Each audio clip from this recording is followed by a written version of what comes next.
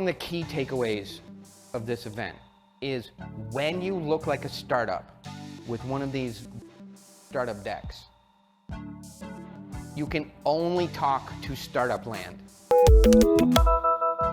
The goal is to look like a company, and then you can talk to all kinds of business people who are like, oh, you're doing business. I am doing business, we don't have revenue yet. I mean, we are a startup, but we look like a company. How is a business guy who's used to seeing, versions of this, right? Like somebody who knows their industry, knows their key assumptions, knows that we're gonna go over it in a while, has the 14 ingredients of a real company.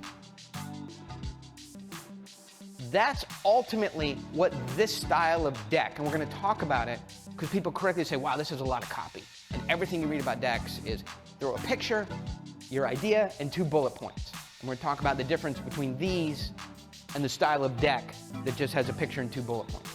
But even if it's just a startup, when a business person sees this, they go, this is something serious. It's a real company that has the 14 ingredients of money that I would need to understand in order to write a check. Startup land, you have to go to startup land, not because other people wouldn't be interested in your idea, but they can't understand it in terms of business. Startup land is a very specific, unique, niche language that other business people don't talk. And so a lot of the decks we've done like this are for startups or early stage companies. Now this is a lot of copy, and I don't recommend for you guys to write that much copy. It's just when you read my decks that every word is meaningful. That's why I can use that much copy. But as we start to do, but for example, I mean, this doesn't have a ton of copy on it.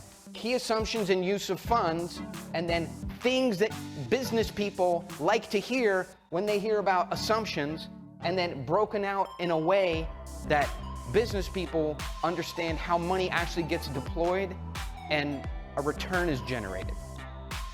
So when you just have crazy startup that only talks about market size, competition, problem, solution, vision, and purpose, you're just so limited in the amount of people, and those people that you can talk to have leverage over you. If you can get outside of those just pure angels who know how to break down and look at a venture deck, right? And they're like, well, I don't know if your market is big enough.